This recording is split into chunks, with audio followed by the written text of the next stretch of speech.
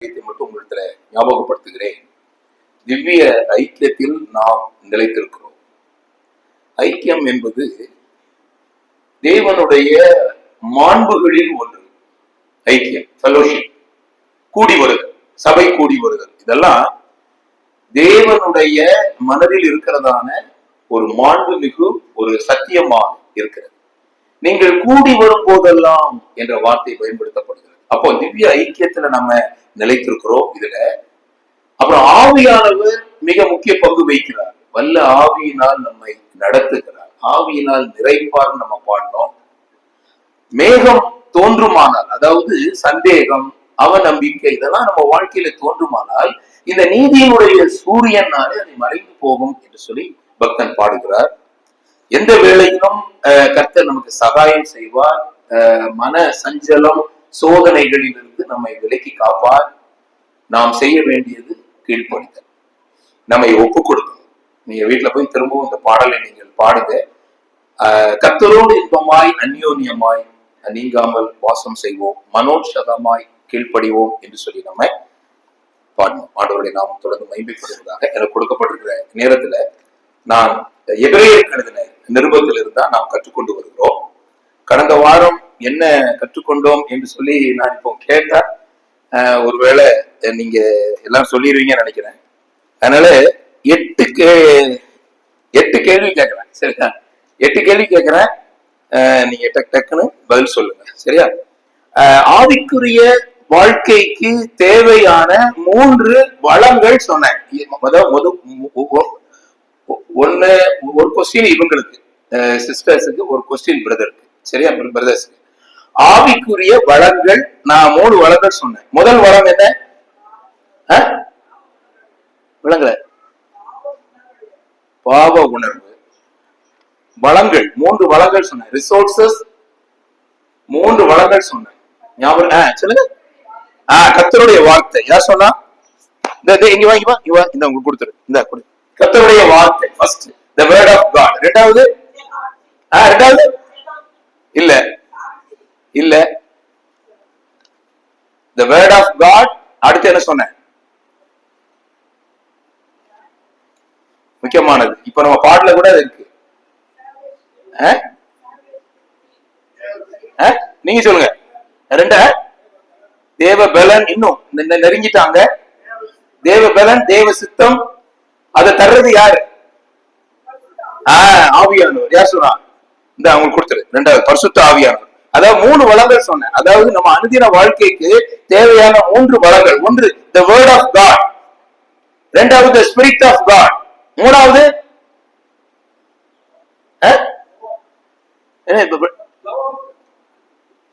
love of God. இன்னும் கொஞ்சம் love of God வேற. அதுலயே நம்ம பார்த்தோம். நம்ம லாஸ்ட் டைம் பார்த்தோம். ஞாபகம் இல்லையோ? அது நம்ம பார்த்திருக்க மாட்டோம்னு நினைக்கிறேன். அது இந்த வாரத்தை நம்ம பார்க்க போறோம். அது the grace of God. சரியா? அப்போ 3 முக்கியமான ரிசோர்சஸ் ஆண்டவர் தருகிறார். ஒன்று தேவனுடைய வார்த்தை, தேவனுடைய ஆவியானவர், தேவனுடைய கிருபை. இதை வச்சுதான் நீங்க முன்னேறி போக முடியும் அப்படின்னு நான் சொன்னேன். சரியா?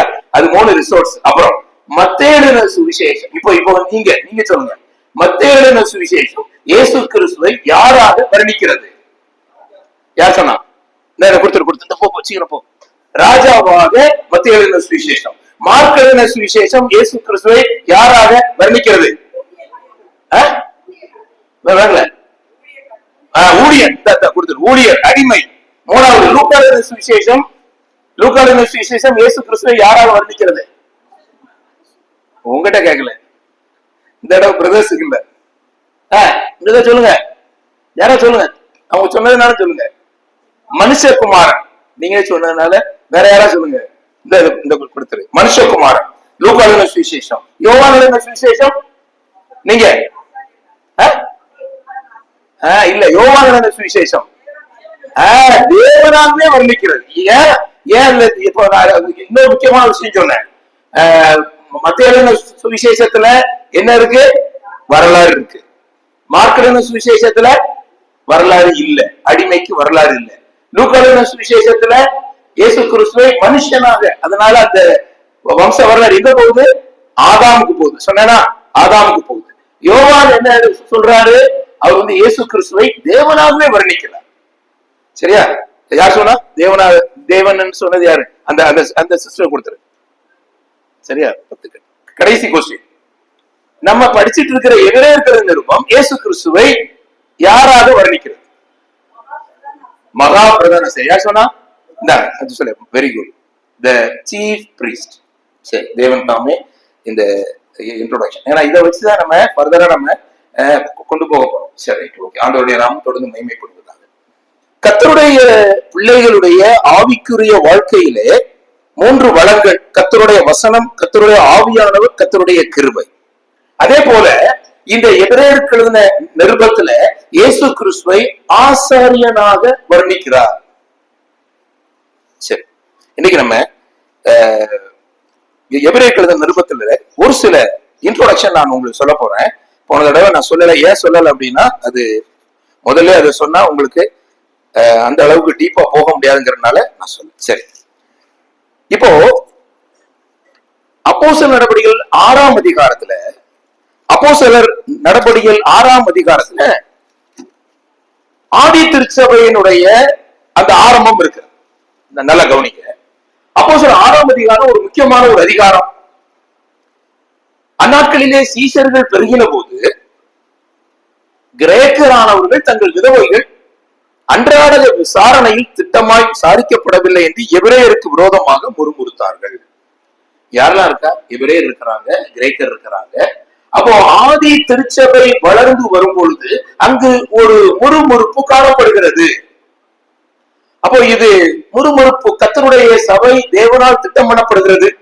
கர்த்தருடைய சபையில் தேவன் வீற்றிருக்கிறார். இதுல வந்து there is no distinction. அதுல ஏற்றத்தாழ்வு எதுவும் கிடையாது. யூதன் என்றும் இல்லை, கிரேக்கன் என்றும் இல்லை, ஆண் என்றும் இல்லை, பெண் என்றும் இல்லை. அப்போ இவர்கள் இந்த திருச்சபையுடைய ஆரம்ப காலத்துல இங்க ஒரு சின்ன முறுமுறுப்பு ஏற்படுகிறது. உடனே 2ஆம் வசனத்துல, அப்பொழுது 12 வரும் சீஷர் கூட்டத்தை வரவழைக்கிறாங்க. வரவழைத்து தேவ வசனத்தை போதியாமல் பந்தி விசாரணை செய்வது தகுதி அல்ல. அப்போ கர்த்தருடைய வசனம் சபையிலே பிரதானமாக இருக்க வேண்டியது அவசியம். அதே வேளையில் விசாரித்தல் மிக மிக முக்கியம். அப்போ அப்போஸ்தலனாகிய பவுல் கூட பிலிப்பியருக்கு எழுதின நிருபத்துல சொல்லும்போது சொல்லுவாரு, தீமோத்தேயுவை நான் உங்களுக்கு அனுப்புறேன், அவன் உண்மையால் உங்களை விசாரிக்கிறவன். சபையில் விசாரணை அவசியம். அப்போ சபையில கர்த்தருடைய பிள்ளைகளுடைய ஒவ்வொரு பேருடைய பெயரையும் சொல்லி ஜெபிப்பதும் அவர்களை விசாரிப்பதும் அவசியம். இங்க ஒரு முறுமுறுப்பு ஏற்பட்ட போது இவங்க என்ன செய்யறாங்க பாருங்க. 3ஆம் வசனம், நம்ம கர்த்தருடைய வசனத்தை போதியாமல் பந்தி விசாரணை செய்வது தகுதி அல்ல. ஆகவே நம்ம என்ன பண்றோம்? சகோதரரே, பரிசுத்த ஆவியும் ஞானமும் நிறைந்து நற்சாட்சி பெற்ற 7 பேரை உங்களில் தெரிந்து கொள்வோம். அவர்களை இந்த வேலைக்காக ஏற்படுத்துவோம். நாங்களோ ஜெபம் பண்ணுவோம், தேவவசனத்தை போதிப்போம், இந்த ஊழியத்தில் இடைவிடாமல் தரித்திருப்போம். The church அல்லது சபை ஒரு பெர்ஃபெக்ஷனை கொண்டு வர வேண்டும்.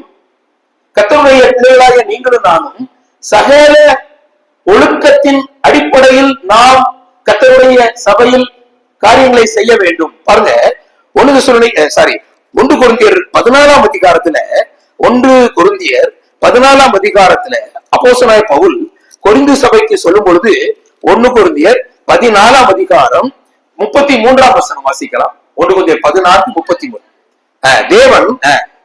தேவன் கலகத்துக்கு தேவன் அல்ல, தேவன் சமாதானத்தின் தேவன். ஆங்கிலத்துல அவர் God is not a God of confusion. சபையில எந்த விதமான கன்ஃபியூஷனும் வரக்கூடாது. கர்த்தருடைய பிள்ளைகள் ஆவியின்படி எல்லாவற்றையும் செய்தால் எந்த விதமான கன்ஃபியூஷனும் வராது.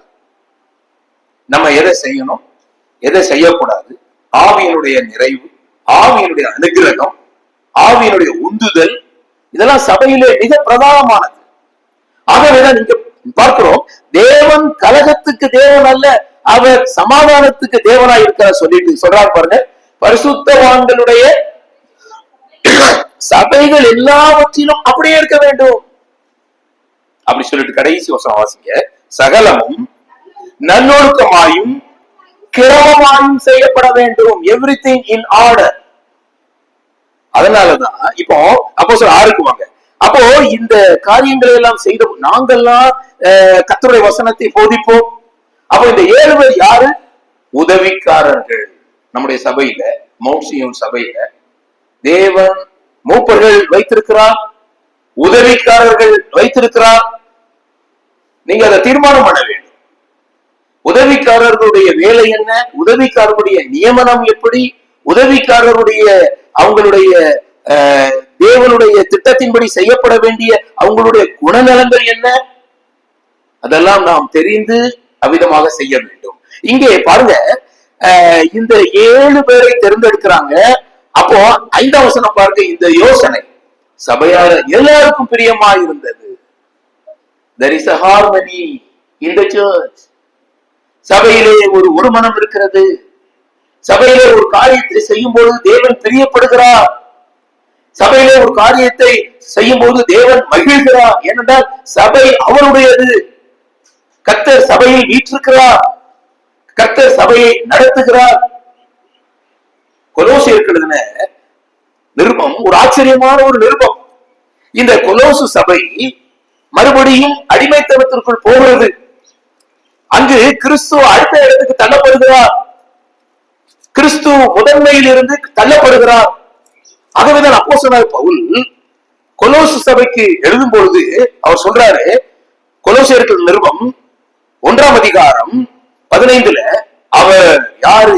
இந்த கிறிஸ்து அதரிசனமான தேவனுடைய தற்சோபமும் சர்வ சிருஷ்டிக்கும் முந்தின பேருமானவர். ஏனென்றால் இந்த கிறிஸ்துவுக்குள் சகலமும் சிருஷ்டிக்கப்பட்டது.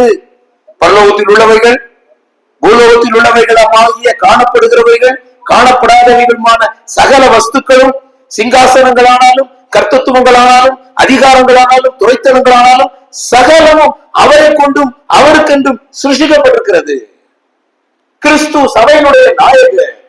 கிறிஸ்து சபையில் வீற்றிருக்கிறார்.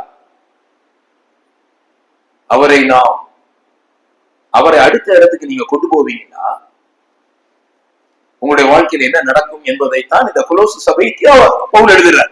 சொல்லும் போதுதான் சொல்றாரு பாருங்க, 17ஆம் வசனம் எனக்கு ரொம்ப பிடிச்சமான ஒரு வசனம். அவர் எல்லாவற்றிற்கும் முந்தினவர். He is preeminence in everything. உங்களுடைய வாழ்க்கையிலே எல்லாவற்றிலும் கிறிஸ்து முதல்வராக இருக்க வேண்டும். உங்களுடைய சபையிலே எல்லாவற்றிலும் கிறிஸ்து முதல்வராக இருக்க வேண்டும். preeminence in everything. அவர் எல்லாவற்றிலும் முந்தினவர். உங்க வீட்டுல கூட இந்த வேர்டிங்க வந்து எழுதி போடலாம். கிறிஸ்து எல்லாவற்றிலும் முந்தினவர் அப்படி சொல்லிட்டு சொல்றாரு, எல்லாம் அவருக்குள் நிலை நிற்கிறது. கிறிஸ்து இல்லாமல் உங்க வாழ்க்கை இல்லை. கர்த்தருடைய வசனம் இல்லாமல், கர்த்தருடைய ஆவியானவர் இல்லாமல், கர்த்தருடைய கிருபை இல்லாமல் உங்களுடைய வாழ்க்கையிலே ஒருவேளை நீங்கள் ஆசீர்வாதம் பெற்றால் அந்த ஆசீர்வாதம் அது தேவனுடையது அல்ல. அப்ப இந்த இடத்துல கிறிஸ்து அப்படி சொல்லிட்டு தான் 18ஆம் வசனம் பாருங்க, அவரே சபையாகிய சரீரத்திற்கு தலையானவர், எல்லாவற்றிலும் முதல்வர், அவரே ஆதியும் மரித்தோரிலிருந்து எழுந்த முதற் பேருமானவர், சகல பரிபூரணமும் அவருக்குள்ளே வாசமாயிருக்கிறது. நீங்கெல்லாம் பரிபூரணம் உள்ளவர்கள், அப்படிதான் வேதம் சொல்லுது. நீங்க கிறிஸ்துவுக்குள்ள இருந்தீங்கன்னா பரிபூரணம் உள்ளவர்கள். பாருங்க, கொலோசியர் 2ஆம் அதிகாரம் 9-10 சேர்த்து வாசிங்க. கொலோசியர் 2:9-10. ஏனென்றால் தேவத்துவத்தின் பரிபூரணம் எல்லாம் சரீர பிரகாரமாக அவருக்கு வாசம் இருக்கு. நல்ல கவனிங்க, இந்த கிறிஸ்துவுக்குள் தேவத்துவத்தினுடைய சகல பரிபூரணமும் அவருக்குள்ள இருக்கு. He is the fullness of everything in body. அவருடைய சரீரத்துல அவர் முழுவதும் பரிசுத்தர். இப்ப அடுத்த வசனம் வாசிங்க. மேலும் சகல துரைத்தனத்திற்கும் அதிகாரத்துக்கும் தலைவராயிருக்கிற அவருக்குள் நீங்கள் you are also the same perfection. சரி பாருங்க, அப்ப ஒருவன் கிறிஸ்துவுக்குள் இருந்தால் புது சிருஷ்டியா இருக்கிறான், பழையவர்கள் ஒழிந்து போயின, எல்லாம் புதிதாயின. அதுக்கப்புறம் இவையெல்லாம் அதையும் சேர்த்து படிக்கும், இவையெல்லாம் தேவனாலே உண்டாயிருக்கு. அதை நீங்க மறந்துடக்கூடாது. 2 வசனத்தை சேர்த்துதான் படிக்கணும். 2 கொரிந்தியர் 5:17-18 அப்படிதானே? ஒருவன் கிறிஸ்துவுக்குள் இருந்தால் புது சிருஷ்டியா இருக்கிறான், பழையவர்கள் ஒழிந்து போயின, எல்லாம் புதிதா என இவையெல்லாம் தேவனாலே உண்டாயிருக்கு. உங்களை புது சிருஷ்டியா ஆக்குறதுக்கு அது தேவனால் தான் முடியும். அப்போ இந்த சபை தேவனுடையது. அப்ப இப்ப வாங்க, அப்ப கிறிஸ்து is preeminence in everything. சபையிலே அவர்தான் முதல்வர், அவருக்குள் சகல அதிகாரங்களும் அவரிடத்துல இருக்கிறது. இப்போ அப்போஸ்தலர் 6ஆம் அதிகாரத்துல 7 டீக்கன்ஸ், 7 உதவிக்காரர்கள் அவங்க தேர்ந்தெடுத்திருக்கிறாங்க. அவங்க எப்படிப்பட்டவங்க பாருங்க. 5ஆம் வசனம், இந்த யோசனை சபையார் எல்லாருக்கும் பிரியமா இருந்தது. அப்பொழுது விசுவாசமும் பரிசுத்தாவியும் நிறைந்த faith and the spirit ரெண்டுமே இணைந்திருக்கிறதை நீங்கள் கவனியுங்கள். அருமையான தேவனுடைய பிள்ளைகளே, இந்த நாளிலே கர்த்தரை ஆராதிப்பதற்கு கூடி வந்திருக்கிற தேவனுடைய பிள்ளைகள், கர்த்தருடைய வார்த்தைக்கு நீங்கள் முதலிடம் கொடுத்து கர்த்தருடைய வார்த்தையை கேட்டு அதன்படி நடக்க வேண்டும் என்று நாம் விரும்பி கர்த்தர் தேவ சமூகத்துல அமர்ந்திருக்கிறோம். அப்போ இந்த இடத்துல அப்போ அவர் என்ன சொல்றாரு? விசுவாசமும் பரிசுத்தாவியும் நிறைந்தது. விசுவாசத்தினுடைய ஆவியை நீங்க எங்க பாக்கீங்க? விசுவாசம் ஒரு ஆவி. அதை நீங்க நீங்க 2 கொரிந்தியர்ல ஒரு வசனம் இருப்பாங்க. அது நம்ம கிருபையின் ஆவி என்ற ஒரு வார்த்தையும் இருக்கு. அதோடு கூட சேர்ந்து இந்த விசுவாசத்தினுடைய ஆவி எடுத்தவங்க வாசிக்கலாம்.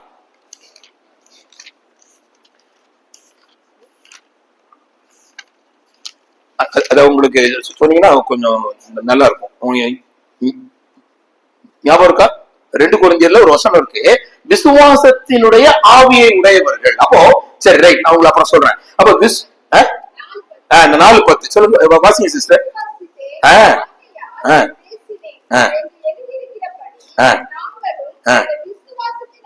Very good. நாங்கள் விசுவாசத்தினுடைய ஆவியை உடையவர்களாய் இருந்து விசுவாசிக்கிறபடியால் பேசுகிறோம். ஆமென். அப்போ faith is a spirit. அப்போ நம்மளுடைய வாழ்க்கையிலே விசுவாசம் ஒரு ஆவி. அப்ப இந்த ஆவியை யார் அருள்கிறார்? கிறிஸ்து அருள்கிறார். கிறிஸ்து தான் அருள்கிறார். உங்களுக்கு கேட்கறதுக்கு படிக்கிறது கொஞ்சம் சிரமமா இருக்கும். ஆனா நீங்க கற்றுக்கொள்வீர்கள், ஆனால் உங்க வாழ்க்கையிலே நீங்கள் அநேக ஆசீர்வாதங்களை நீங்கள் பெற்றுக்கொள்ள முடியும். அப்போ கிறிஸ்துவினுடைய இந்த சபையிலே விசுவாசமும் இந்த பரிசுத்த ஆவியும் நிறைந்த ஸ்தேவான், பிலிப், புரோகர், நிக்கோனா, தீமோன், பர்மெனை, யூத மார்க்கத்து அமைந்தவனான அந்தியோகியா பட்டணத்தில் உள்ள நிக்கோலோவை தெரிந்து கொண்டு அப்போஸ்தலருக்கு முன்பாக நிறுத்தினார்கள். இவர்கள் ஜெபம் பண்ணி அவர்கள் மேல் கைகளை வைத்தார்கள். இப்பொழுதுதான் வசனம் என்ன சொல்லுது? 7ஆம் வசனத்துல தேவ வசனம் விருத்தி அடைந்தது. ஒரு சபையில் தேவனுடைய வசனம் எப்பொழுது விருத்தி அடையும் என்றால், சகலமும் நல்லொழுக்கமாயும் கிரமமாயும் செய்யப்படும் பொழுது தேவ வசனம் விருத்தி அடைந்தது. சீஷருடைய தொகை எருசலேமில் பெருகிட்டு ஆசாரியர்களில் அநேகரும் விசுவாசத்துக்கு கீழ்ப்படிந்தார்கள். ஆசாரியர்கள் அவ்வளவு ஈஸியா கொண்டு வர முடியாது. நான் ஏன் இதை கொண்டு வந்தேன் அப்படின்னா, இப்போ எபிரேயர் நிருபம் ஆசாரியர்களுக்கு சொல்லப்படுகிற ஒரு விஷயம். அப்போ இந்த ஆசாரியர்கள் என்றாலே அவங்களுடைய ரிச்சுவல்ஸ், அவங்க எப்பவும் அனுதினமும் சில காரியங்கள் செய்து கொண்டே இருப்பாங்க. அவங்களுக்கு என்னதான் இருக்கு? அவங்களுக்கு மோசே பெரியவர், தேவதூதன் பெரியவர், ஆராதனை முறைமைகள் பெரியது, ஆராதனையுடைய சகல உடன்படிக்கை பெட்டி அதெல்லாம் ரொம்ப முக்கியம். இப்படி எபிரேயர் எழுதின நிருபம் எழுதும் பொழுது இவைகளெல்லாம் தான் அவங்களுக்கு பிரிடாமினண்டா இருக்கும். இதெல்லாம் ரொம்ப அவங்களுக்கு ரொம்ப முக்கியமா இருக்கும். இப்போ நீங்க கிறிஸ்து பெரியவர் அப்படின்னு நீங்க கொண்டு வரீங்க. கிறிஸ்து எல்லாவற்றிலும் முதல்வர். மோசேயை விட பெரியவர். நம்முடைய பாடல் புத்தகத்துல 80வது பாடல், மோசேயை விட பெரியவர், ஆரோனை விட பெரியவர், யோனாவை விட பெரியவர், எலியாவை விட பெரியவர் அப்படிலாம் நம்ம பாடும்போது இவர் எவ்வளவு பெரியவர். அதான் எபிரேயர். அப்போ இந்த நம்முடைய வாழ்க்கையிலே அநேக காரியங்கள் பிரிடாமினண்டா இருக்கு. நமக்கு ஒவ்வொருவருக்கும் ஒவ்வொரு ரிசர்வேஷன் இருக்கு. எனக்கு என்னுடைய பிள்ளைகள் இருக்கு, உங்களுக்கு சில காரியங்கள் இருக்கு. உங்களுக்கு என்று நீங்கள் வைத்திருக்கிற சில ரிசர்வேஷன், சில முதன்மைகள். ஆனால் எல்லாவற்றிலும் கிறிஸ்து முதல்வராய் இருக்க வேண்டும் என்று அவர் விரும்புகிறார். அப்போ உங்க வாழ்க்கையில நீங்க சில காரியங்களை சீர்தூக்கி பார்க்க வேண்டும். என்னுடைய வாழ்க்கையில எது முதன்மையாக இருக்கிறது? அப்ப அந்த இடத்தில் இருந்து கிறிஸ்து தள்ளப்படும் போது, நீங்க கொலோசியர் 2ஆம் அதிகாரத்துல லேசா நான் சொல்லிட்டு அடுத்து போறேன். கொலோசியர் 2ஆம் அதிகாரத்துல அவர் என்ன சொல்றாரு பாருங்க. அடுத்து என்ன நடக்குது அப்படின்னா, கொலோசியர் 2ஆம் அதிகாரத்துல 16ஆம் வசனம் பாருங்க. போஜனம் பானம், பண்டிகை நாள், மாத பிறப்பு, ஓய்வு நாட்கள், அப்படி கீழே வாங்க. 19ஆம் வசனம் மாயமான தாழ்மை, தேவதூதர்களுக்கு செய்யும் ஆராதனை. இப்படி எல்லாம் நீங்க பார்க்கும்போது, அப்படி நீங்க கடைசி வசனம் பாருங்க. இப்படிப்பட்ட போதனைகள் சுய இஷ்டமான ஆராதனை, மாயமான தாழ்மை, சரீர ஒடுக்கம், ஞானம் என்று பெயர் கொண்டுகிற சில காரியம், இவைகள் எல்லாம் மாம்சத்தை பேணுகிறதற்கே அன்றி வேறொன்றுக்கும் உதவாது. But what about your spiritual status? கிறிஸ்து முதல்வராய் இருக்கும் போது தேவன் எல்லாவற்றையும் உங்களுக்கு ஈவாக அருளுகிறார். அதான் எபிரேயர். இப்போ நீங்க எபிரேயர் நிறுவனத்துக்கு வாங்க.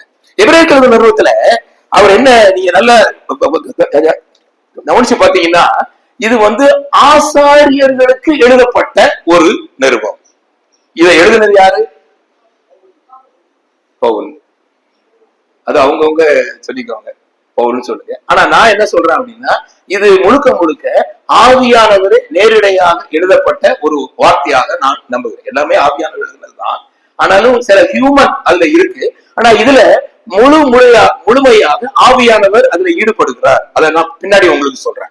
அப்போ இந்த நிருபத்துல நீங்க ஒருவேளை நினைக்கலாம், ஒரு சில வார்த்தைகள் நான் சொல்றேன், அந்த எபிரேயர் நிருபத்தில் இருக்க சில வார்த்தைகளினாலே ஒருவேளை நீங்க விசுவாசிகளுக்கும் அவிசுவாசிகளுக்கும் சேர்த்து எழுதப்பட்டிருக்குமோ அப்படின்னு நீங்க நினைக்கலாம். அதாவது எபிரேயர் 6ஆம் அதிகாரத்துல பாருங்க.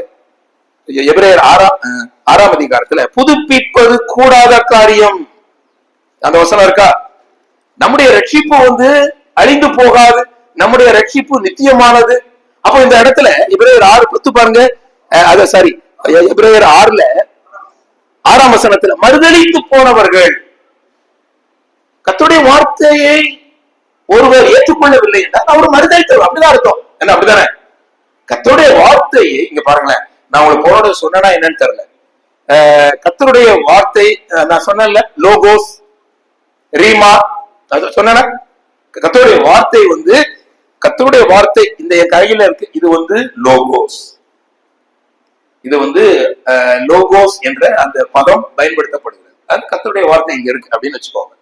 இந்த கர்த்தருடைய வார்த்தை உங்களிடத்துல கொடுக்கப்படும் பொழுது அது ரீமாவாக மாறுகிறது, வெளிப்படுத்தப்பட்ட வார்த்தை. அதாவது இது ரிட்டன் வேர்ட். இது லோகோஸ் என்றாலே எழுதப்பட்ட வார்த்தை, ரிட்டன் வேர்ட்.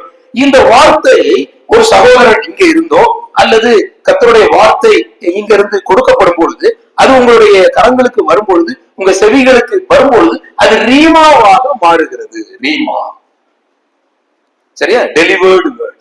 இப்போ ஏற்றுக்கொள்ள வேண்டியது, ஏற்றுக்கொள்ள வேண்டாது யாருடைய பொறுப்பு? உங்க பொறுப்பு. நீங்க ஏற்றுக்கொண்டாலும் ஏற்றுக்கொள்ளவில்லை என்றாலும் அந்த வார்த்தைக்கு பெயர் ஆரக்கிள். அப்போ லோகோஸ் ரீமாவாக மாறி அந்த ரீமா ஆரக்கிளாக மாறுகிறது. ஆரக்கிள் என்றாலே உங்களுடைய இருதயத்துல அது கொடுக்கப்பட்டது, டெலிவர்டு, ஒப்புவிக்கப்பட்ட வார்த்தை. இப்போ உங்க இருதயத்துல இருக்கு. நீங்க ஏற்றுக்கொண்டால் பலர், ஏற்றுக்கொள்ளவில்லை என்றால் எபிரேயர் 6ஆம் அதிகாரம் 6ஆம் வசனம் பாருங்க. மறுதலித்து போனவர்கள், அந்த வார்த்தை எனக்கு வேண்டாம் பிரதர், அல்லது நான் ஏற்றுக்கொள்ளவில்லை என்று சொல்லுகிறவர்கள் அதை மறுதலிக்கிறார்கள். மறுதலித்து போனவர்கள் தேவனுடைய குமாரனை தாங்களே மறுபடியும் சிலுவையில் அறைந்து அவமானப்படுத்துகிறபடியால் மனம் திரும்புவதற்கு ஏதுவாய் அவர்களை மறுபடியும் புதுப்பிப்பது கூடாத காரியம். இது யாருக்கு சொல்லப்பட்டது? யார் சொல்லப்பட்டது சொல்லுங்க? விசுவாசிகளுக்கு சொல்லப்பட்டது, கீழ்ப்படிந்த ஆசாரியர்களுக்கு சொல்லப்பட்டது. இது அவிசுவாசிகளுக்கு அல்ல. 4ஆம் வசனத்துல ஒரு முறை பிரகாசிக்கப்பட்டவர்கள், பரம ஈவை ருசி பார்த்தவர்கள், பரிசுத்த ஆவியை பெற்றவர்கள், தேவனுடைய நல்வார்த்தையும் இனிவரும் உலகத்தின் பலன்களையும் ருசி பார்த்தவர்கள்.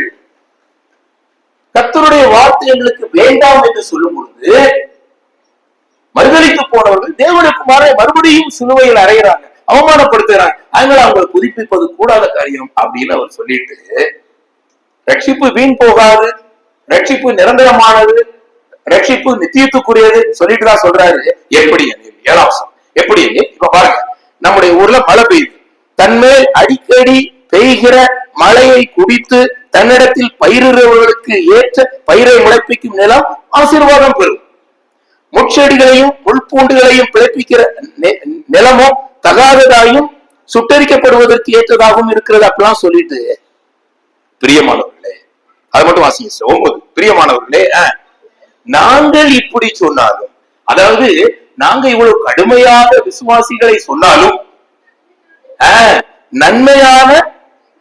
நன்மையானவைகளும் ரட்சிப்புக்குரியவருமான காரியங்கள் உங்களிடத்துல உண்டாயிருக்கிறது என்று நம்புகிறோம். அதனால கர்த்தருடைய வார்த்தை ஒரு பொழுதும் வீண் போகாது. அருமையானவர்களே, கர்த்தருடைய வார்த்தை சொல்லப்படும் பொழுது நீங்கள் கேட்க வேண்டும். இந்த லோகோஸ் என்கிற எழுதப்பட்ட வார்த்தை இந்த புல்பிட்ல இருந்து உங்களுக்கு டெலிவரி பண்ணும் பொழுது அது ரீமாவாக மாறுகிறது. அதே உங்களுடைய இருதயத்தில் நீங்கள் ஏற்றுக்கொள்ளும் பொழுது அல்லது நிராகரிக்கும் போது அது ஆரக்களாக இருக்கிறது, மூல உபதேசங்கள். அதே வேளையில் ஆண்டவர் என்ன சொன்னார்? நான் சொன்ன வசனமே அவனை நியாயம் தீர்க்கும். அதற்கு கிரமேட்டா என்ற பெயர் சொல்லப்படுகிறது. கிரமேட்டா, அவர் சொன்ன வார்த்தையே உங்களை நியாயம் தீர்க்கும். ஒரு வசனம் இருக்கு, என்னை தள்ளி என் வார்த்தைகளை ஏற்றுக்கொள்ளாதவனை நியாயம் தீர்க்கிறது ஒன்று இருக்கிறது. எங்க இருக்கு? யோவான் 12 யோவான் 12 வாசிக்கிறது. என்னை தள்ளி என்னை வார்த்தைகளை ஏற்றுக்கொள்ளாதவனை நியாயம் தீர்க்கிறது ஒன்று இருக்கிறது. நான் சொன்ன வசனமே அவனை கடைசி நாள் நியாயம். இது வந்து கிராமேட்டா. அப்போ the written word, the delivered word, the accept or reject word, நான்காவதாக judging word. கர்த்தருடைய வார்த்தை நியாயம் தீர்க்கும். ஒரே வார்த்தை தான், கர்த்தருடைய வார்த்தை நியாயம் தீர்க்கும். அன்புக்குரியவர்களே, அதனாலதான் இந்த எபிரேயர் 6ஆம் அதிகாரத்துல புதுப்பிப்பது கூடாத காரியம். அப்படி இருந்தும் உங்களுக்குள்ளே ரட்சிப்புக்குரிய காரியங்கள் இருக்கிறது, நாங்க நம்புகிறோம் என்று அவர் சொல்றார் விசுவாசிகளுக்கு. அன்பான தேவனுடைய பிள்ளைகளே, கிறிஸ்து முதலிடத்தில் இருக்கிறாரா? நம்முடைய கேள்வி. நம்மை ஆராய்ந்து பார்ப்போம். இரண்டாவது இன்னொரு வசனம், எபிரேயர் 10ஆம் அதிகாரம் 29ல, எபிரேயர் 10ஆம் அதிகாரம் 29ல, தேவனுடைய குமாரனை காலின் கீழ் மிதித்து தன்னை பரிசுத்தம் செய்த உடன்படிக்கையின் ரத்தத்தை அசுத்தம் என்று எண்ணி கிருபையின் ஆவியை நிந்திக்கிறவன் எவ்வளவு கொடிதான ஆக்கினைக்கு பாத்திரமா. இரண்டாவது வாணி, இரண்டாவது இந்த டிஸ்பியூட்டட் வேர்ட்ஸ், இது விசுவாசிகளா அவிசுவாசிகளா?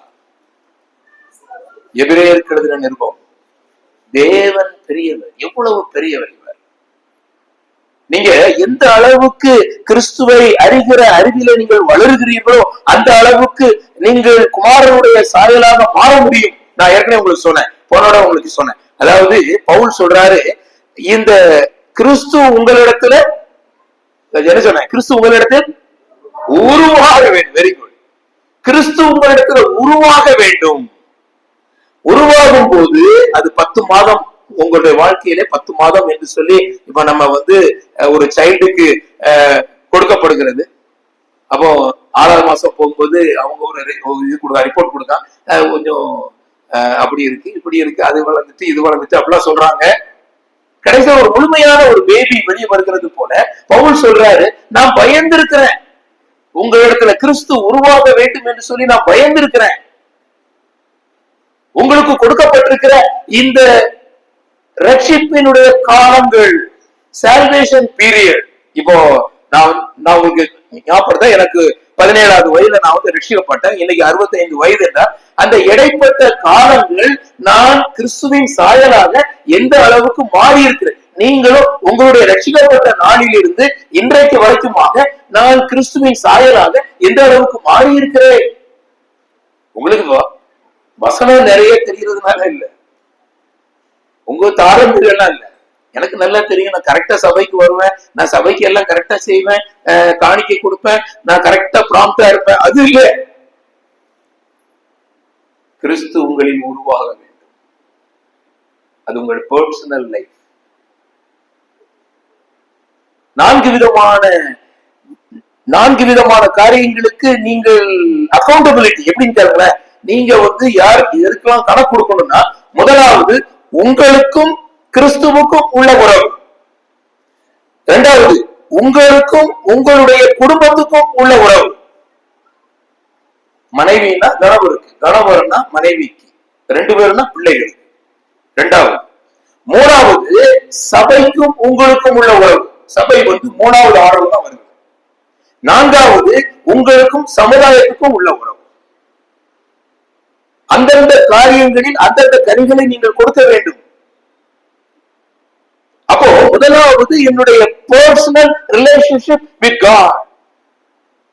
நான் சபையில ரொம்ப ஆக்டிவா இருக்கிறேன், ஆனா என்னுடைய பர்சனல் லைஃபும் இல்ல, என்னுடைய ஃபேமிலி லைஃபும் இல்ல அப்படின்னா நாம் யோசிக்க வேண்டும். வேதம் எல்லாவற்றையும் அவருடைய சித்தத்தின்படியும் அவருடைய தீர்மானத்தின்படியுமே செய்கிறது. அப்ப என்னுடைய பர்சனல் ரிலேஷன்ஷிப் வித் காட், அடுத்து என்னுடைய ஃபேமிலி ரிலேஷன்ஷிப். அதனாலதான் கண்காணியானவரை குறித்து சொல்லும் பொழுது தன்னுடைய சொந்த குடும்பத்தை நடத்த அறியாதிருந்தால் எப்படி சபையை நடத்த முடியும்? 1 தீமோத்தேயு 3ஆம் அதிகாரத்துல தேவனுடைய வீட்டில் நடக்க வேண்டிய வகையை உங்களுக்கு எழுதுகிறேன், இந்த வீடு சத்தியத்துக்கு தூணும் ஆதாரமா இருக்கிறது. தேவனுடைய வீடு சத்தியத்துக்கு தூணும் ஆதாரமாக இருக்கிறது. அப்படி என்றால் கர்த்தருடைய வீடு என்பது எவ்வளவு மேலானது.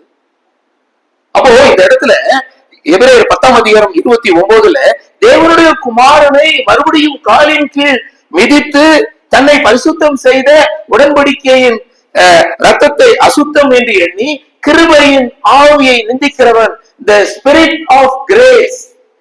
அப்போ விசுவாசத்தினுடைய ஆவியை உடைய நீங்கள், கிருபையும் ஒரு ஆவிதான். இப்போ நீங்க நல்லா பாருங்களேன், நீங்க வந்து நம்ம ரட்சிக்கப்பட்டவுடன் நமக்கு ஆவியானவர் நம்ம உடனே தந்துடுறார், அப்படிதானே? எபேசியர் 1:13 நீங்களும் உங்கள் ரட்சிப்பின் சுவிசேஷமாகிய சத்திய வசனத்தை கேட்டு விசுவாசிகளான போது வாக்குத்தத்தம் பண்ணப்பட்ட ஆவியார் அவருக்குள் முத்திரை போடப்படுறீங்க. அப்போ ரட்சிக்கப்பட்டவுடன் ஆண்டவர் உங்களுக்கு ஆவியை தந்திருக்கிறார். அதே எபேசியர் 4:30 நீங்கள் மீட்கப்படும் நாளுக்கென்று பெற்ற பரிசுத்த ஆவியை துக்கப்படுத்தாதீர்கள். நம்ம இந்த பாடல்ல கூட பாடணும் நினைக்கிறேன், துக்கப்படுத்தாது இருப்போமாக அப்படின்னு பாடணும். 3வது அதாவது 4வது வசனத்துல நம்பிக்கையில் படிந்தே திருப்பாதத்திலே நம்மை முற்றிலும் ஒப்புவிப்போ பெரு நன்மை ஈவார் ஆவியால் நீரைப்பார் துக்கப்படுத்தாதிருப்போமே கீழ்ப்படிவோம். அப்ப கர்த்தருடைய பிள்ளைகள் ஆவியை பெற்றிருக்கிறோம். மீட்கப்படும் நாளுக்கென்று அந்த பெற்ற ஆவியானவரை நாம் துக்கப்படுத்துகிறோம். எப்படி துக்கப்படுத்துகிறோம்? The rejecting the word of God. கர்த்தருடைய வார்த்தையை நாம் அசட்டைப்படுத்துகிறோம்.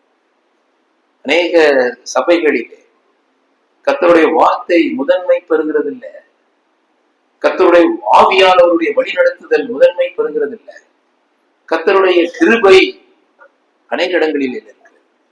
நீங்க அப்போஸ்தலர் நடவடிக்கையில நீங்க பாத்தீங்கன்னா பவுல் வந்து அந்த அதேனை படத்துக்கு வரும்போது அங்கு உள்ள அந்த சபையில் தேவனுடைய கிருபையை கண்ட போது இந்த வார்த்தையை பயன்படுத்தப்படுகிறது. ஒரு சபைக்கு புதுசா நம்ம வரும்பொழுது சில விஷயங்களை நம்ம பார்க்கும்போது, ஓ சபை தேவனுடைய கிருபையிலே அதேனை பட்டணத்தை பவுல் பார்த்து அவங்க தேவனுடைய கிருபையில நிறைந்திருக்கிறாங்க. சாரி அந்தியோகியா. அப்போ இந்த மவுண்ட் சீயோன் சபை கிறிஸ்து முதல்வராக இருக்க வேண்டும், தேவனுடைய கிருபையை பெற்றிருக்க வேண்டும், தேவனுடைய கிருபையினால் வழி நடத்தப்பட வேண்டும். அதனாலதான் இந்த இடத்துல துக்கப்படுத்தாது இருப்போம். இங்க என்ன பார்க்கிறோம்? கிருபையின் ஆவியை நிந்தித்தல்.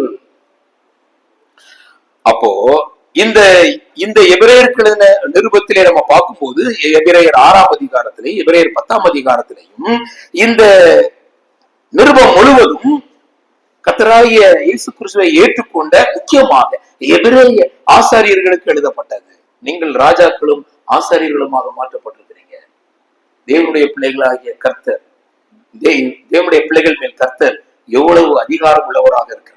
அதனாலதான் இவர் எவ்வளவு பெரியவராக இருக்கிறார் என்ற வார்த்தை, இதனுடைய முக்கியமான ஒரு வார்த்தை எங்க இருக்கிறது பாருங்க. எபிரேயர்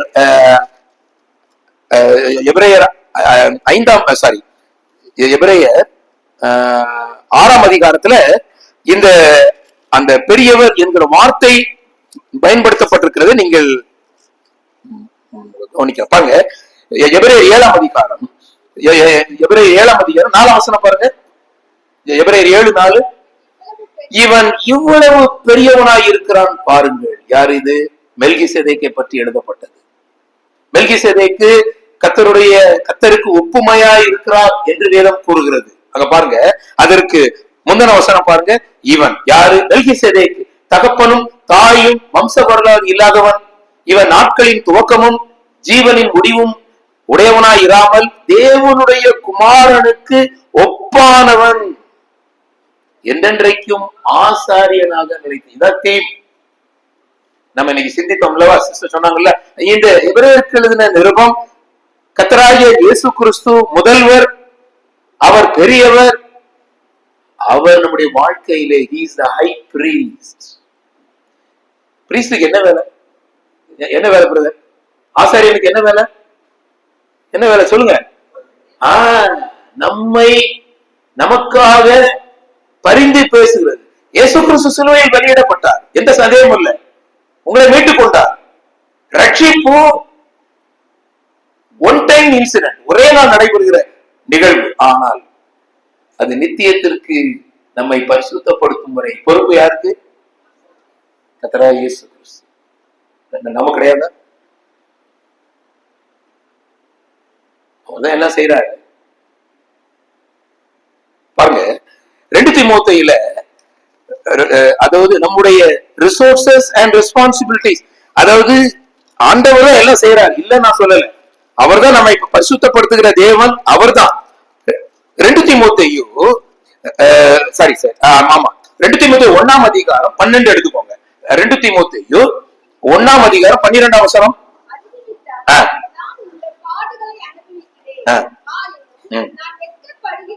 இப்ப கவனிங்க. ஏனென்றால் நான் விசுவாசித்திருக்கிறவர் இன்னார் என்று அறிவேன், நான் அவரிடத்தில் ஒப்பு கொடுத்ததை அவர் அந்நாள் வரைக்கும். யார் பொறுப்பு? இப்போ இந்த காத்துக் கொள்கிற பொறுப்பு யார் பொறுப்பு? கிறிஸ்து பொறுப்பு. அப்படித்தானே இருக்கீங்க? திரும்ப வாசிங்க சிஸ்டர். ஏனென்றால் நான் விசுவாசித்திருக்கிறவர் இன்னார் என்று அறிவேன். அவர் தான். நான் விசுவாசித்திருக்கிறவர் கிறிஸ்து தான். நான் அவரிடத்தில் ஒப்பு கொடுத்ததை எந்நாள் வரைக்கும் கிறிஸ்துவனுடைய நாள் பரியந்தம் வல்லவராய் இருக்கிறார் அப்படின்னு எனக்கு தெரியும். அவர் தான் காத்து கொண்டு வருகிறார், எந்த மாற்றமும் இல்லை. சரி, அப்படியே 14ஆம் வசனம் வாசிங்க.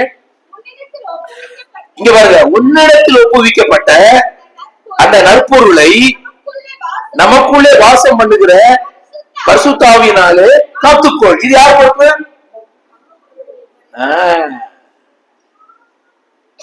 அதுக்கு ஒரு ரிசோர்ஸும் கொடுக்காரு. அது யாரு? அது யாரு? எப்படி உங்களை காத்துக்கொள்ள சொல்லல? எவ்வளவு அருமையான வார்த்தை பாருங்க. அப்போ நீங்க அந்த 2 வசனத்தையும் நீங்க கண்டிப்பா பேரலா வச்சு படிக்கணும். அப்போ நான் அவரிடத்தில் ஒப்பு கொடுத்ததை அவர் அந்நாள் வரைக்கும் காத்துக்கொள்ள வல்லவராயிருக்க. இங்கே உன்னிடத்தில் ஒப்புவிக்கப்பட்ட நற்பொருள் தான் விசுவாசம். உங்களுக்கு கொடுக்கப்பட்டிருக்கிற இந்த நற்பொருள் விசுவாசம். இன்னைக்கு நிறைய பேருக்கு இந்த விசுவாசம் இல்ல. விசுவாசம் எல்லாரிடத்திலும் இல்லையே. விசுவாசத்தினாலே வராத யாவும். இன்னைக்கு அநேகருடைய வாழ்க்கையிலே விசுவாசம் இல்ல. விசுவாசம் இல்லாதனாலே எல்லாரும் பாவிகளாக்கப்படுகிறார்கள் என்று ரோம தெளிவாக கூறுகிறது. அப்போ தேவன் உங்களுக்கு கொடுத்திருக்கிற இந்த நற்பொருள் எவ்வளவு ஆச்சரியமானது. அநேகருக்கு இந்த பாக்கியம் கிடைக்கல. அப்போ இந்த இடத்துல உங்களுக்கு ஒப்புவிக்கப்பட்ட நற்பொருளை நமக்குள்ளே வாசம் பண்ணுகிற பரிசுத்தாவினாலே நம்ம காத்துக்கொள்ள வேண்டியவர்களாக இருக்கிறோம். அதே தீமோத்தேயுக்கு எழுதப்பாங்க 2:19 இதை எடுத்துக்குவோம். இது ரொம்ப முக்கியமான 3 வசனங்கள். இப்ப 2 தீமோத்தேயு 2:19 வாசிக்கும் போது இப்போ உங்களுடைய ரட்சிப்பு அஸ்திபாரம் உள்ளது. இப்ப வாசிங்க சிஸ்டர். ஆகிலும் சரி, இப்போ உங்க ரட்சிப்பு ஒரு ஸ்ட்ராங், அது பெரிய பவுண்டேஷன். அது தேவனுடைய சுய ரத்தத்தினாலே சம்பாதித்த சபை. அது மாத்திரமல்ல, சகல பரிசுத்தவான்களுடைய ஆதி அப்போஸ்தலர்களுடைய உபதேசங்கள் மேல் கட்டப்பட்டிருக்கிறது. சரி, இப்ப பாருங்க, அதுல இந்த 2வது பகுதியை 2 பிரிவா பிரிங்க. ஒன்று, கர்த்தர் தம்முடையவர்களை அறிவார். ஒன்று, கர்த்தர் தம்முடையவர்களை அறிவார். நீங்க எல்லாம் அவருடையவர்களா என்பதை அவர் தெளிவா அறிவார். இந்த சபையில 100 பேர் இருக்கிறோம் அப்படின்னா, இந்த 100 பேர்ல யார் அவருடையவர்கள் அப்படின்னு யாருக்கு தெரியும்? அவருக்கு தெரியும். எனக்கு தெரியாது, மூப்பருக்கு தெரியாது, இல்ல உங்க பெற்றோர் கூட நிறைய பேருக்கு தெரியாது. கர்த்தர் தம்முடையவர்களை அறிவார். சரி, அதுக்கு அடுத்த வருஷம். 2வது, கிறிஸ்துவின் நாமத்தை சொல்லுகிற எவனும் அநியாயத்தை விட்டு விலக வேண்டும் என்பது முத்திரை. ஒரு காயின் எடுத்துக்கோங்க. ஒரு காயின் எடுத்தா அதுல 2 சைடும் இருக்கு. 2 சைடு இல்லாம ஒரு சைடு கொடுத்தா வாங்க மாட்டாங்க. அது முத்திரை. அப்ப ஒரு சைடு கர்த்தர் தம்முடையவர்களை அறிந்திருக்கிறார், இன்னொரு சைடு அவரை அறிந்தவர்கள் அநியாயத்தை விட்டு விலக வேண்டும் என்பது முத்திரையாக இருக்கிறது. The resources and responsibilities. கர்த்தருடைய பிள்ளைகள் எவ்வளவு கவனம் உள்ளவர்களாக இருக்க வேண்டும். எபிரேயர் 6:10. அதனாலதான் 6ஆம் அதிகாரம் 10ஆம் அதிகாரம் சொல்லுகிறது, நீங்க மறுபடியும் நீங்க புதுப்பிக்கிறது உங்களுக்கு கூடாத காரியமாய் போய் விடுகிறது. இன்னொரு வசனமா அவர் சொல்றாரு பாருங்க, எபிரேயர் 10ஆம் அதிகாரத்துல மனப்பூர்வமா, பின்னாடி வரும்போது உங்களுக்கு ஞாபகப்படுத்தலாம்னு நினைச்சேன். ஆனால் இப்ப அதை சொன்னா நம்ம அடுத்த பகுதிக்கு போலாம். எபிரேயர் 10:26 எபிரேயர் 10:20 சத்தியத்தை அறியும் அறிவை அடைந்த பின்பு, அதில் அண்டர்லைன். அப்ப சத்தியத்தை அறியும் அறிவை ஒருவன் அடைந்த பின்பு, ஆண்டவரை ஏற்றுக்கொண்ட பின்பு, நாம் மனப்பூர்வமாய் பாவம் செய்கிறவர்களாய் இருந்தால் பாவத்து நிமித்தம் செலுத்தத்தக்க பலி இல்லை. இல்லையா அப்படின்னு கேட்டா, பிரதர் என்ன பிரதர் நீங்க இல்லைன்னு சொல்லிட்டீங்க அப்படின்னீங்க. இல்லையா அப்படின்னா, கிறிஸ்து உங்களுக்காக எல்லாவற்றையும் செய்திருக்கிறார், யாரையும் புறம்பே தள்ளுகிறது இல்லை. அப்படி ஒருவேளை மனப்பூர்வமாய் பாவம் செய்தாலும் தேவன் நம்மை தள்ளிவிடுகிற தேவன் அல்ல. பவுல் ஒருவேளை எபிரேயருக்கு எழுதுவாரானால் வேதனையோடு தான் இதை எழுதுகிறார். அப்படி மனப்பூர்வமாய் பாவம் செய்கிறவர் பாவத்து நிமித்தம் செலுத்தப்படக்கூடிய பலி இல்லை.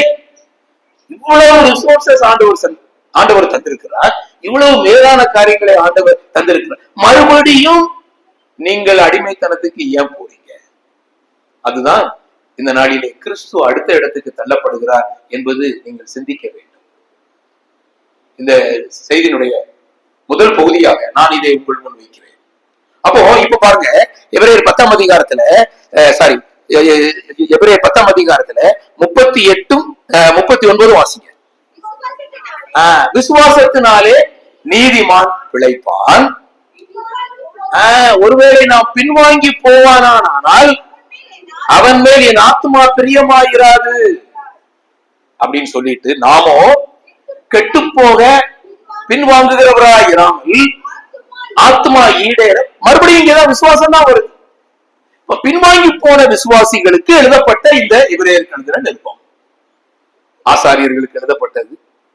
நீங்க நல்லா பாருங்களேன், எபிரேயருக்கு இந்த நிருபத்தை நீங்க வீட்டுல போய் இந்த மாசமா படிங்க.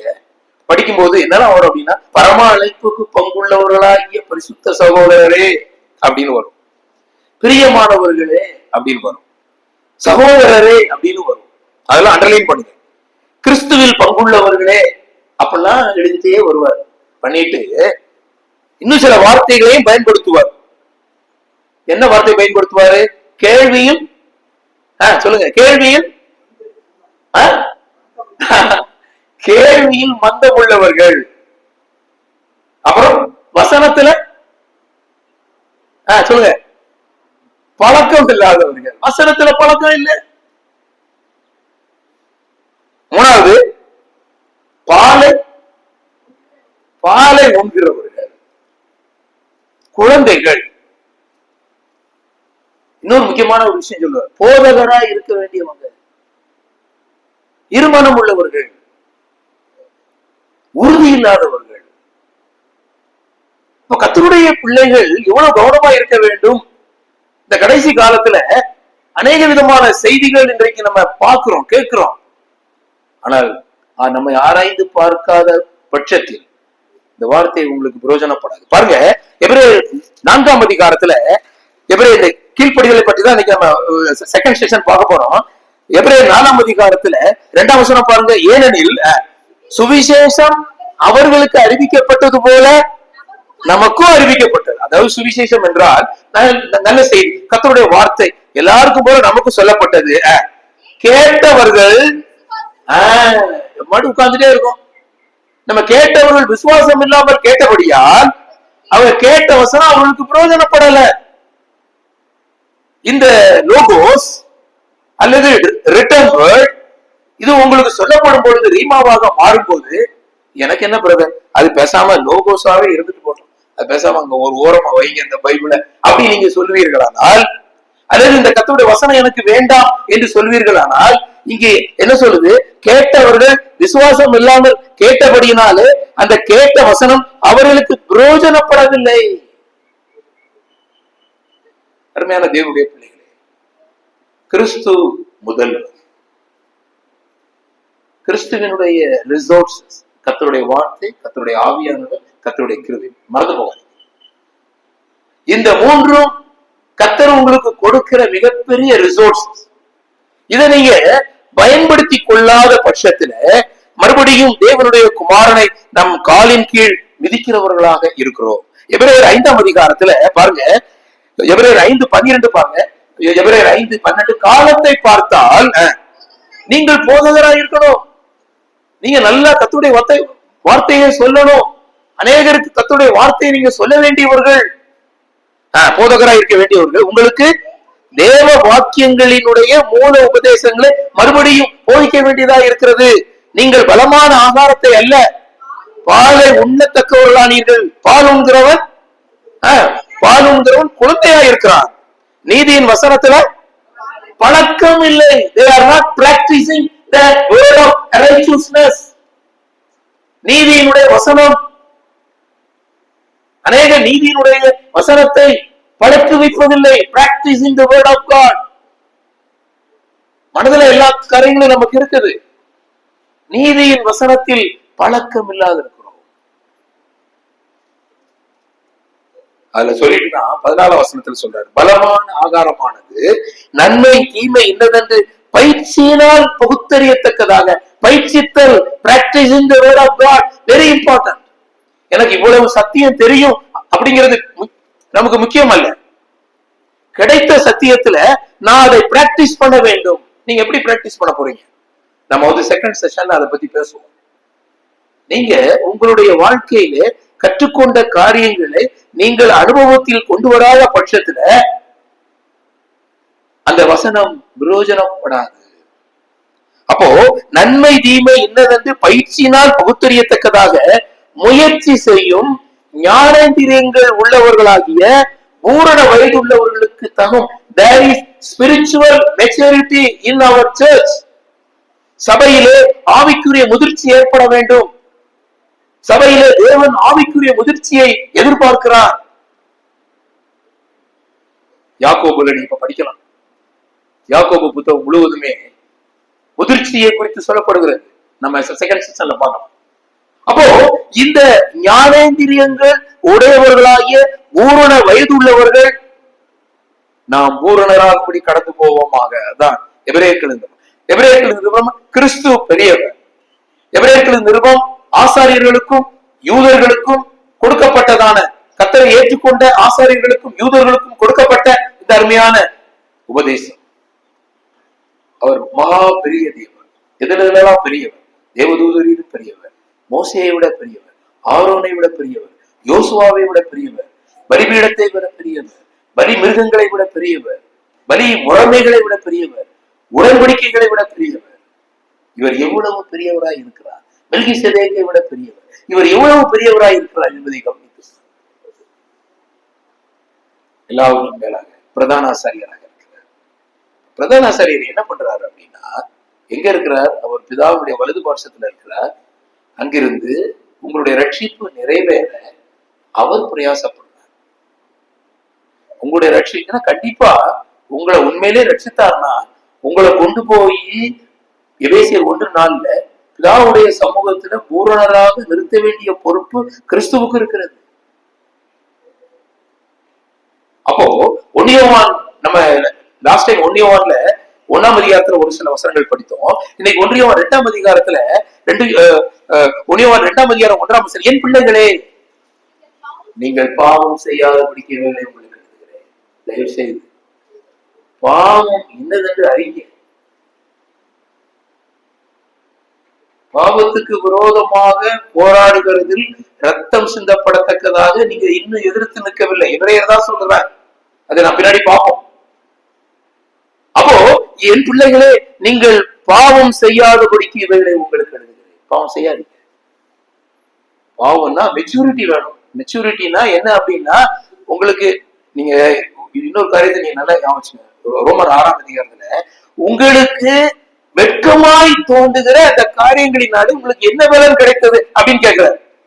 நான் இப்ப சில ஒரு 2-3 வாரமா நான் என்னை பத்தி யோசித்து கொண்டு இருக்கும்போது, சரி நான் அது ஒரு பெரிய பாவம் இல்லை, ஆனா அதை யோசித்து பார்க்கும்போது நான் இதில் இப்படிலாம் செஞ்சிருக்கேன். என் மேல கோவப்பட்ட என்னைய தவறா குற்றம் சாட்டினவங்களுக்கு நான்லாம் பதில் பேசி இருக்கேன். இப்போ என்ன யோசிக்கிறேன், சரி அதெல்லாம் வெட்கமாய் தோன்றுகிற அந்த காரியத்தினால நமக்கு என்ன பலன் கிடைத்தது? ஒன்னும் பிரயோஜனம் இல்லை. நம்ம பேர் தான் கெட்டு போகும். அப்ப இப்ப நமக்கு ஆவிக்குரிய மெச்சூரிட்டி வர வர நான் செய்தது தப்புதான், நேற்றைக்கு நான் செஞ்சது கூட தப்பு என்ற ஒரு உணர்வு உங்களுக்கு வருதுன்னா அதான் ஆவியினுடைய நிறைவு. ஆவியார் நிறைப்பான், துக்கப்படுத்தாது இருப்போமாக, கீழ்ப்படிவோம், மனோட்சமாய் கீழ்ப்படிவோம். ஆவியின் நிறைவை குறித்து ஒரே ஒரு வார்த்தையை மட்டும் சொல்றேன். ஒரு விசுவாசிக்கு, ஒரு மூப்பருக்கு அல்லது ஒரு தனி மனிதர் ஒரு விசுவாசியை ஆவியினால் நிறைந்திருக்கிறார் எப்படி தெரியும்? சொல்லுங்க. ஆவியினால நான் நிறைஞ்சிருக்கேன், நானும் என்னைய எடுத்துக்கணும், நான் ஆவியில நிறைஞ்சிருக்கேன்னு நீங்க எப்படி சொல்ல முடியும்? ஏன்ட்ட கேட்பீங்கன்னா ஒரு காரியத்தை நீங்க கேட்பீங்க. அப்போ எனக்கு ஒரு சின்ன தவறும் பெரிய தவறாக தெரிந்தால் அது என்ன அர்த்தம்? ஆவியினுடைய நிறைவுல ஒரு சின்ன தவறும், இப்ப என் ஷர்ட்ல இந்த இடத்துல ஒரு சின்ன ஒரு இது இருக்கு அப்படின்னா தூரத்துல பார்த்தா தெரியாது. ஆனா என் பக்கத்துல வரும்போது when you come closer to me, brother சட்டையில இப்படி எல்லாம் அழுக்கு இருக்கு, இங்க இருக்கு.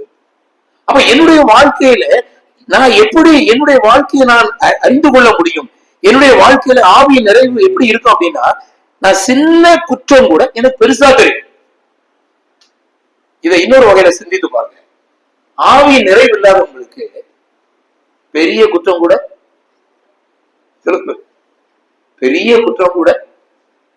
சின்னதா. அவன் சொல்லுவாங்க, என்ன சொல்லுவாங்க தெரியுமா? பிரதர் அவன் செய்யாதே பிரதர், நான் செஞ்சுட்டேன். அந்த ஆட்டிடியூட் என்னைக்கு வருதோ, பிரதர் அவரு தெரியும்ல பேசாங்க, அவர் செய்யாதே பிரதர் நான் செஞ்சுட்டேன். அப்போ உங்களுடைய வாழ்க்கையிலே ஆவியால் நிறைப்பார் அப்படிங்கிற வார்த்தை ஆவியினுடைய நிறைவு எல்லாருக்கும் இல்ல. ஆவியினுடைய நிறைவு எல்லாருக்கும் இல்ல. நேற்றைக்கு நான் ஆவியில நிறைஞ்சேன், இன்னைக்கு நான் ஆவியில அந்த நேற்றையினுடைய நிறைவினால இன்றைக்கு நான் அந்த நிறைவை வச்சு நான் பெருமை பாராட்ட முடியும். அப்போ ஆவியினுடைய நிறை சின்ன குற்றமும் நமக்கு பெரிதாக காணப்படும், ஆவியினுடைய குறை பெரிய குற்றமும் ஒரு சிறிசா, அது ஒரு சாதாரண விஷயம் தான். சபைக்கு ஏன் லேட்டா வருங்க? அது என்ன பண்ணுறது, எல்லாரும் தான் வராங்க, எல்லாரும் கரெக்டா 9:30 தான் வராங்க. அப்போ அங்கே ஆவியினுடைய நிறைவு இல்லை. அதனால ஆண்டவர் சித்தமானால் அடுத்த செஷன்ல நாம் தொடர்ந்து சில காரியங்களை சிந்திக்கலாம். யாராவது ஒரு ஜெபித்து